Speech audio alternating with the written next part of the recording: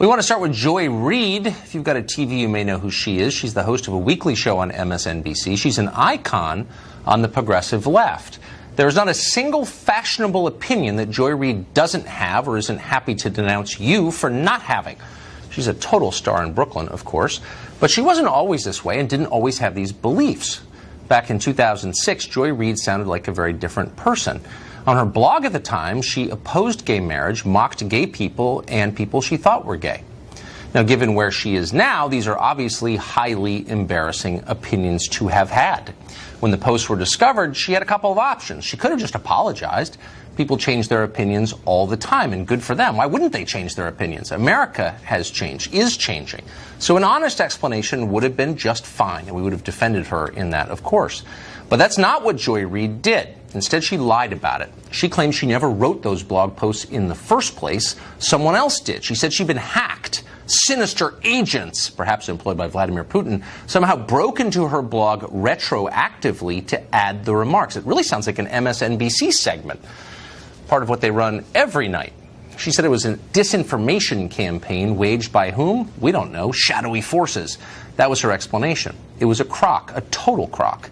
And we know it was a crock because Reid's blog posts were archived by other websites, including the Library of Congress here in Washington, all the way back to 2006. That means in order for her claims to be true, which they're not, the secret hacking plot must have begun at least 12 years ago before anyone knew or cared who Joy Reid was. That's a lie. It's a childish lie. You'd have to be a moron to believe it. Yet she's telling it. Here's the interesting part, though. NBC News is endorsing all of this as true and trying to convince other people it's true. Yesterday, the network circulated a vague report by an extremely odd person called Jonathan Nichols, who says he's an independent security consultant, whatever that is, in which he affirms Joy Reid's ludicrous fantasy. Obviously, he offers no evidence. Keep in mind that NBC, which is passing this out to other news organizations, claims itself to be a news organization. And news organizations are not supposed to lie. That's rule one.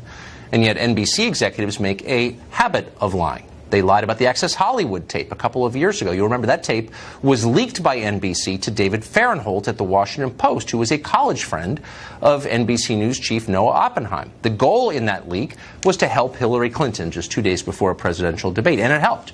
NBC later promised to reveal how that tape was leaked, but of course we haven't heard because they never told us. They lied instead, and they're still lying about that.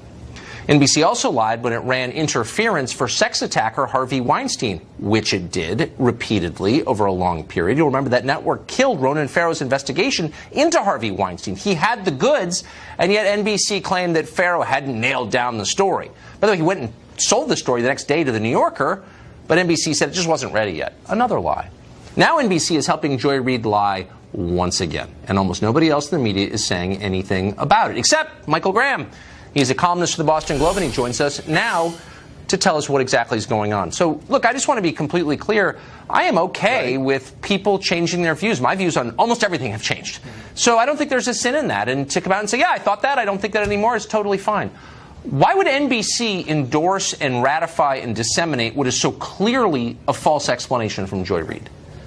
Look, maybe they're just suckers. I mean, look how they've fallen for the Russiagate story where every single leak they go, this is how, we got him now, we got him. I mean, there's apparently nothing, they know nothing about how the internet works, apparently. I think when Hillary Clinton said that she cleaned her server with a cloth, I think they went, oh, okay, with a cloth. That's how she did it. So maybe that's it. But there is something, you make a very good point, Tucker, that there's something odd about the willingness of NBC to stand by a story that is so ludicrous. It reminds me of a time in the past when another network stood by Dan Rather, and when the New York Times said that bogus story was fake but accurate. And so what's happened, I think, is that there are people who are in the, quote, news business who just realize they're not really in the news business. They're in the political advocacy business, and Joy Reid is an amazing political advocate. She has a lot of fans. She's very powerful. And I want to read a tweet. I don't want to get the words wrong. I apologize for my phone. But this is from a Clinton staffer